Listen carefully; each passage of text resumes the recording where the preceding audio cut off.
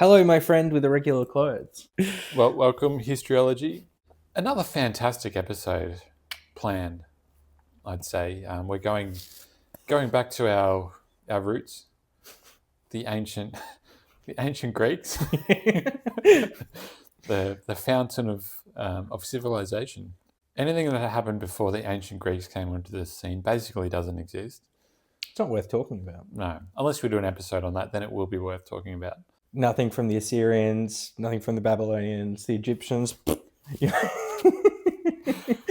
the pyramids are, anyone can do that. Are completely over-exaggerated. Yeah. Giant triangles? Okay. Come back to me when you work arches out. Yeah. Well, that was the Romans, but... Oh, yeah. Anyway, go on. Come back to me when you work out epic poetry. So today I thought I wanted to talk about something that's very fascinating to me, ancient mystery cults. Ooh. Much like modern mystery cults, but they're ancient. So like Bronze Age Scientology. Yeah, kind of. That's a good way. I don't think the Greeks believed in Emperor Xenu or bad souls. Yeah, they didn't have that, but they had some equally fun stuff. So, but the one I wanted to talk about, it's the mysteries of Eluesis. Mm-hmm. Ulysses? No, not like Ulysses. of the Odyssey fame. But I was just going to say, I'm pretty confident I've butchered the pronunciation of that, but the mysteries of Eluesis. So, in the ancient world, or especially ancient Greece, there was a massive variety of ancient or of cults and different, well, we would say religions, but that's not the right. Yeah. That's a modern sort of word, but it's like each town or area had their own, god or demigod or whatever that they worshipped. And the mysteries of Eluesis is the most famous mystery cult in all the ancient Greek world. So but it would kind of be a bit like, and I think I've used this analogy with you before, a bit like, so like, everyone sort of loves their Zeus, but you might have a house that's sort of like a football team. It's like, we're more of an Apollo family. We've got a little thing here, and you've got a Mithridate sort of thing, and like, maybe the house down the street, it's like, we like Athena, and everyone just kind of has their own favorite sports team, basically. Yeah, that's true. I mean, the good thing or the cool thing about these mysteries is they sort of became like this pan, or this like Greek-wide sort of thing. So, and then when the Romans came on, it became like I don't know what the right word is, but it was a significant cult all through the Roman world. So that there was from the Greeks, there was two big festivals, and this was one of them, and the other one was the Olympics. Yep. And I think there's lots of stories of like Roman emperors and stuff, competing in the Olympics. Yep. Roman emperors were being initiated into this mystery cult. Like that's how it's a funny power dynamic then, isn't it? Because they're sort of like outside of politics. Yeah. You've got them like, I know this would be the Romans, but the optimates and the populare during the day going, land reform or whatever. Yeah. And then in the evening, put their hood on and go out there and like, hey, how you doing? But people took it really seriously. Like this, the functioning of this, or the correct functioning of this cult, or the mysteries. A lot of people believed it allowed civilization to continue to function. It almost takes on a bit of a secret council, like Illuminati sort of aspect to things. If it's the people of power who are doing this, you know what I mean? So it's like the secret society that. Yeah, but it was actually open to everyone, like slaves, freedmen. Anyone could be initiated into the cult, and it was. But you are right; it was highly secret. Like which is why we don't know much about it. It was a big secret. Yeah. to the point where it was like a capital offence to divulge the secrets of this mystery to the point where... Fight Club. Basically. I forget the guy's name, but there was this Greek playwright who allegedly in some of his plays, alluded to or let slip some of the contents of the mysteries. He was tried and nearly got executed, but he was exonerated in the end. It's the South Park episode on Scientology where they just sort of have it flashing at the bottom of the screen. This is what they actually believe. Yeah. So this cult, it was located near Athens, an annual festival, and people or scholars think that it was a pre-Greek in origins. Okay. So it goes right back to like sort of the Mycenaean days, and that's based on the name of them. Eluesis is apparently not a Greek word, but a sort of Mycenaean word, and a lot of the themes and things like that of the festival seem to have pre-Greek origins. So it's basically a harvest festival based on the myth. Well, we would say the myth, but to them it wasn't a myth of the the abduction of Persephone by Hades. Yep. So, like a lot of sort of harvest cults or festivals, it's kind of linked to that idea of like death and rebirth, and when the springtime comes and the harvest seeds are planted and you get new life and all that kind of stuff. Your Saturnalia or winter solstice, that kind of yeah. So it's tied to that. You probably won't be surprised to hear that the English word mystery comes from this. Whoa. So the Greek word mysterion sort of means mystery or secret, right? Yeah. Same with mystikos, which means connected with the mysteries or private or secret. Yep. Neat. Yeah, I'm not really going anywhere with that. I just thought it was a fun. A fun. Well, look, the etymology behind words is always kind of like It's interesting, but it's not really. Just again, to use Saturnalia again, like Saturday. It's that kind of thing. You're like, yeah. Well, what's Wednesday mean? Because I said hump day, and then the internet reached out and said, no, that was incorrect. Yeah, well, Wednesday means Odin's Day. Yeah, there we go. But Thor's Day. I'm not a scholar, so who knows? It's basically a mystery. Oh. In the mysteries, participants or initiates, they would gather at the cemetery in Athens. Yep. And then over the next sort of day or so, they'd all march or hike or whatever to Eluesis, where the main festival took place. I think it was about a day's walk. Yeah. Shitloads of drinking and eating and all that. I think it was basically a big party. Yeah. Okay. So bonfire. Everyone's standing around having a couple of beers.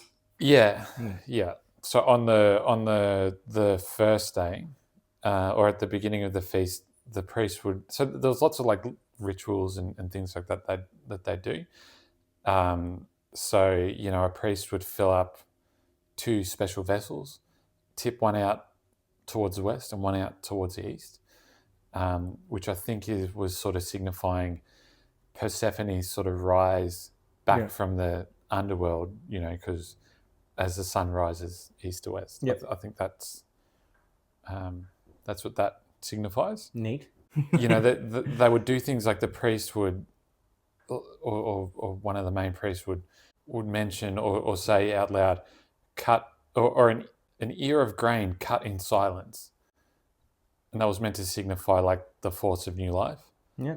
But as I said, it's a big mystery about what they sort of did. They not too much is known, but so we've put it together not modern day, but people have tried to put it together from just little bits of information. Like people saying like, oh yeah, I did this on this holiday or whatever, and it doesn't necessarily have, you don't have any record of what exactly the whole thing was about, but you've got little elements of practices that people do during the festival, and then it's all sort of put together. Yeah. So a lot of the lead up is known, like where they meet at the cemetery and march off, and some of the things they did. But then they'd go into this section called or this building called the Telesterion, and that's a sick word. It's pretty cool. I'll put it on the screen if I remember how to spell it. I suppose I could look it up, but where's the fun in that? No. And that it's in there that the mysteries, the secret mysteries, would happen. And part of it, there was this potion or this concoction that they'd make called a kikion, and it was made from barley and a plant called pennyroyal. And the pennyroyal, it's kind of like a mint type thing. So part of it was they'd have that and drink that. And after going through the mysteries, then initiates would come out the other side, like sort of reborn in a sense, and they'd have a new view on life. Yep. Part of it, so for me, the really interesting thing is not so much like what they did, but it's like the takeaways that they had or the idea behind it. Yep. So, the Greeks, they didn't really have a solid idea of the like life after death or anything, but I'm as now, like a lot of people were fearful of that or the great unknown and all that. So apparently going through the process of the mysteries would give people it would sort of calm that fear. At the start, it wasn't so much this idea of giving them an afterlife, but it sort of transformed into this idea of that have some sort of like immortality after death. It's like it would sort of calm their mind, and they'd just have this understanding after the mysteries were revealed to them that death is just like the next step. It's not the end. It's like sound like Gandalf, and then white shores. Yeah. Which is an interesting idea, but I'll get on to some of the reasoning behind that in a second. After they'd have like all the feasting and stuff, and before they could enter the Telesterion and drink the kikion, that barley potion, the initiates would recite, or supposedly would recite, this phrase: I have fasted, I have drunk the kikion, I have taken from the kisti, a box, and after working it, have put it back in the calathus, an open basket. Just for a second, it sounded like, like Paul Atreides has to have his gung-jabai. Yeah. Put his hand in the box. So that's interpreted as like part of the death and rebirth, part of the ritual. Again, it's a secret. Yeah. But inside the Telesterion, it's supposedly there was 3 elements of things that happen: the dromena, the deicnomena, and the legomena. So the dromena, things done, was a dramatic reenactment of the Demeter Persephone myth. Yep.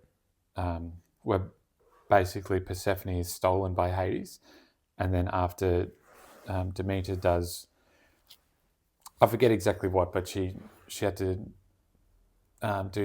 had certain tasks, and when she fulfilled them, then Persephone can come back to visit her mother for sort of 2-3 months a year, springtime, and then she's back in the underworld. She's back in the underworld, which is why winter are the lean months. Then the deicnomena, the things done, where they display sacred objects in which the hierophant, which is like the head priest, plays an essential role. And then the legomena, things said, commentaries that accompanied the deicnomena. So I guess the priest or whoever would give a bit of sermon. Yeah, like, and according to Paul chapter 3. Yeah.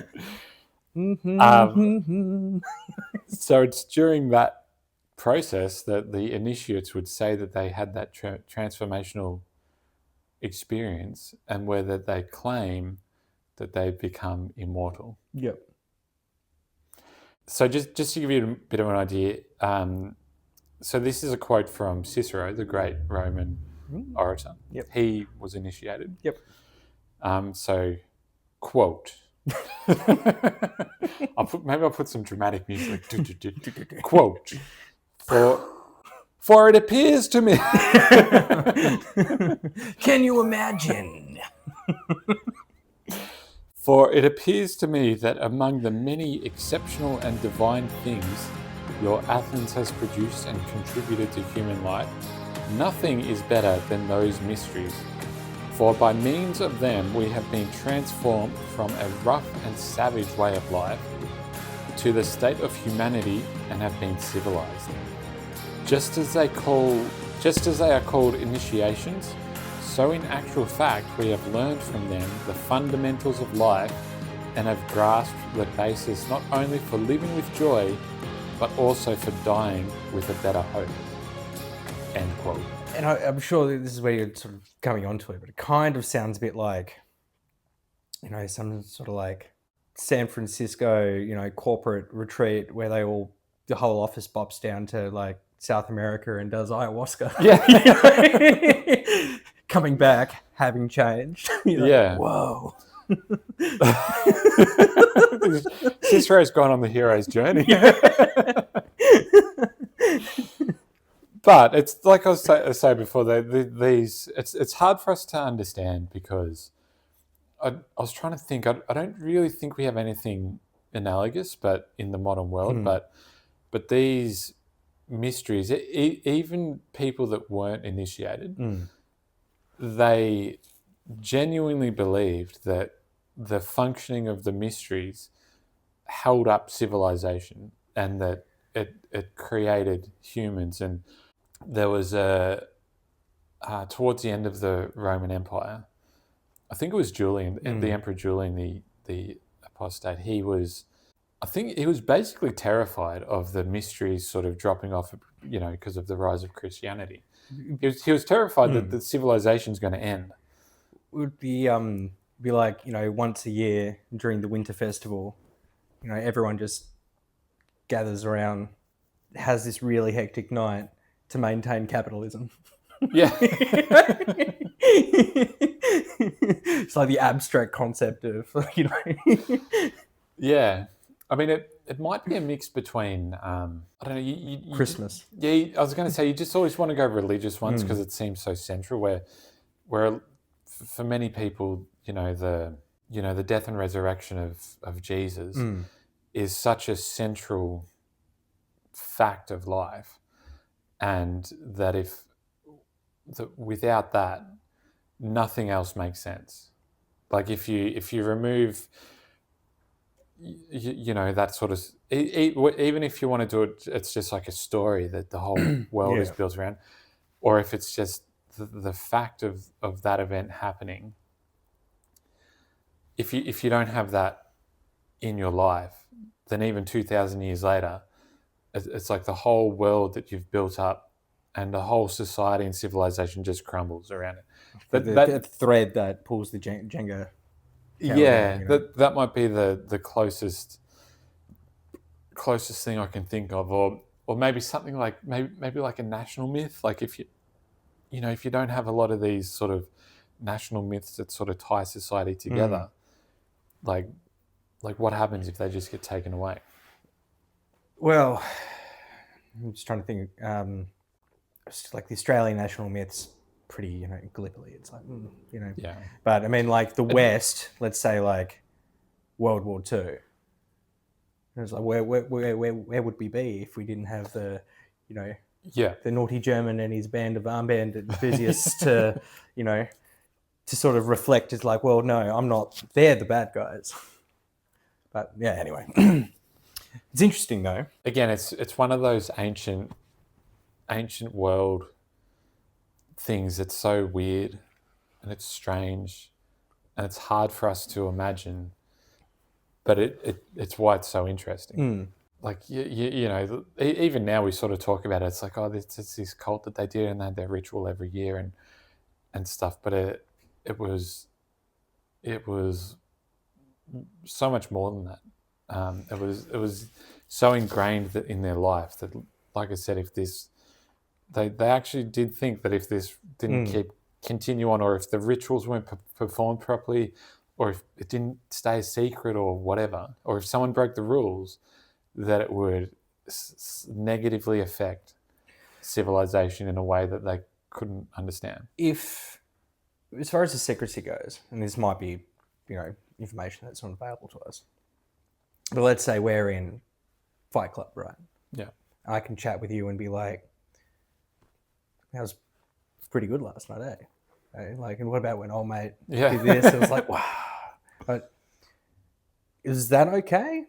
Or was it like, and like we're having a chat and then someone else walks in the room and they're like, hey guys, what are you talking about? And you just sort of like, nothing. You know, like initiated people having it, or was it kind of like everyone knows who's kind of there on the, and we'll see you again next year, but we don't talk about it? I think it was like you don't talk about it. It wasn't like it was a secret that you've been initiated. It was people would say that proudly. Yeah. You know, like, yeah, I've been in it. Yeah. I know the mysteries, kind of thing. There are no mysteries for me. Yeah. So, but I'm not sure, to be honest. Yeah. If they conversed, you know, or talked amongst themselves, but yeah, this for the individual, this idea of this transformational experience was sort of central to the whole thing, and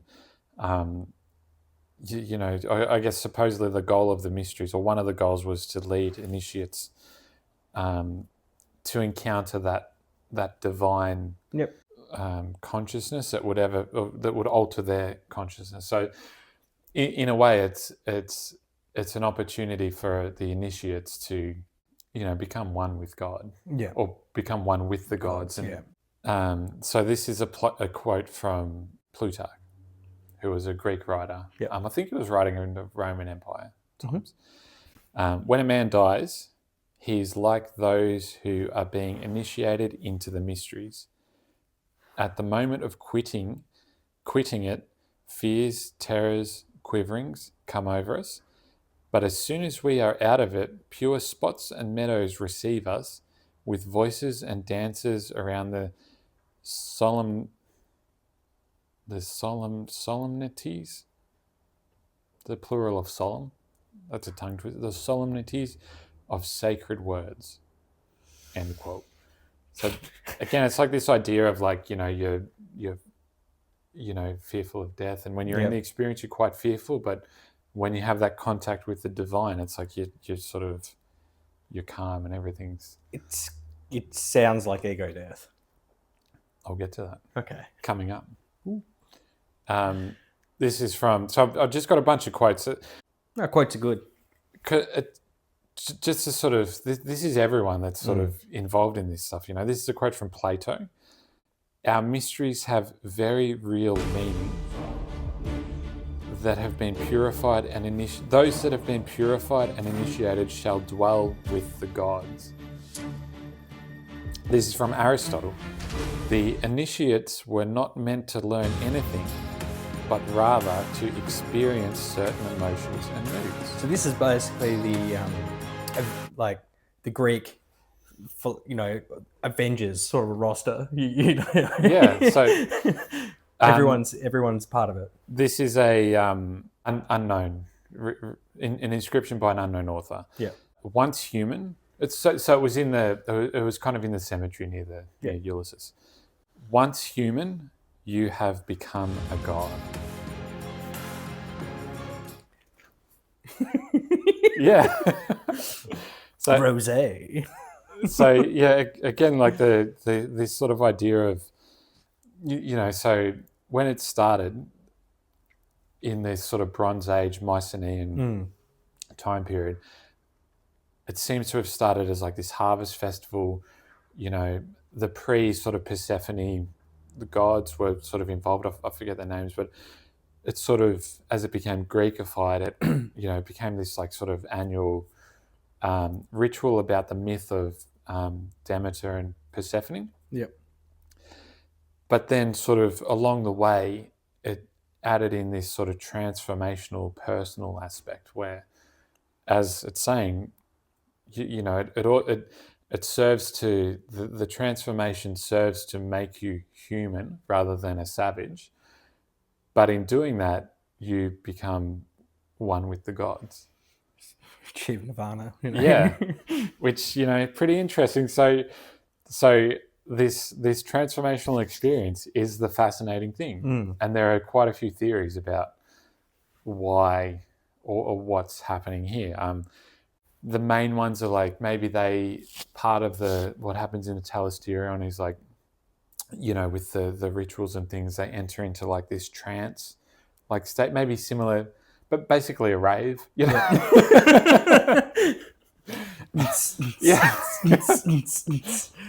Whoa! The music just entered me, and I can feel the vibrations in my bones. It's like, which is kind of funny because if they were having that sort of music thing and they did sort of feel that, they would probably say that like Dionysus or whoever, the god of music, has entered my body, and I'm Dionysus. Like kids and old people do the day rave. Yeah. Or maybe maybe it was more like I don't know if you've ever been to it, but like a Buddhist chant sort of thing, and you I've went to one in Kyoto in Japan, and it's like it's a really weird experience where you're listening to them chant, and it's sort of the vibrations, it vibrates your whole body, and the acoustics in the room, plus, and you just sit there transfixed, listening to this and feeling this, and it seems like you're just there for but it's like half an hour later, and you're like, whoa, it's real. So maybe it was something that is cool. Maybe it was something like that. My favorite theory. This is peak ancient history. Yeah, is my favorite. The best theory, I think, is what was in that potion that they drink, the Kikion. Yeah. Which they drink in the Telesterion as part of the mysteries, right? So if you remember, it was made from a mixture of barley and pennyroyal, which is like a mint. Yep. Mint thing. So one of the ideas or the theories is that there was this type of fungus called ergot, ERGOT, that was mixed in. Ergot is like a mold or something that grows on barley from time to time or under certain conditions. One of the characteristics of ergot is that it's like a psychedelic. Is it LSD or is there something? I think it's more LSD than psilocybin. Yeah. Kind of. Because there are a bunch of, it's like, it was called like St. Elmo's fire, but there's a couple of medieval examples where an entire town just goes nuts for like 3 or 4 days. Just like, and then everyone just kind of, whoa. Yeah. And they'd call it like demonic possession or along those lines. But yeah, so they're having their little shot of fermented toothpaste. Yeah. Right. And then it sounds like all the theories that you put forward, I think they could all be true at once. So you've got the chanting. Yeah. You've got the, they're all doing the ritual. You probably have a bonfire. You've got people reenacting, mate, getting taken into the underworld. So the story is being told in sort of like a play. You've got your thing, and everyone's just sitting there like, whoa. Yeah. Just they're basically at Woodstock. Yeah. But the evidence for this ergo Kikion thing is there was over in Spain where there was like a Greek colony there was this shrine or something dedicated to the Eleusinian goddesses, Yep. like Demeter and Persephone, that they found traces of ergo in there, which supports that. And the I guess the LSD, it does kind of fit in with like the removal of fear, transformational, not fearing death anymore type thing. Not that I'd admit to having done any hallucinogens on the internet. No, definitely not. But it does kind of sound like, as I said before, the ego death. You just sort of like tiny world out, like, and then like at the end, you're like wow. It's like, but during it's like, whoa, everything's connected. Whoa, Persephone is like, she died for us. I don't know if you've read much about it, but many sort of modern people in these studies and stuff on, mushrooms or psilocybin or LSD, they report things like, they spoke to God, or they, felt one with the universe, or all that kind of stuff, right? Now, I'll read a couple of quotes from modern participants in these studies, and I'll just, if you forget, I'll go back to some of the ancient quotes. So this is a person, or these quotes are people that are reporting about their experience while taking LSD or psilocybin. So, quote, I think when you've seen the other side, it makes the idea of death more of a passage and less of an ending. End quote. Quote, the psilocybin just opens you up and it connects you. It's not just people, it's animals, it's trees. Everything is interwoven. I think it does help you accept death because you don't feel alone. Everything's connected, man.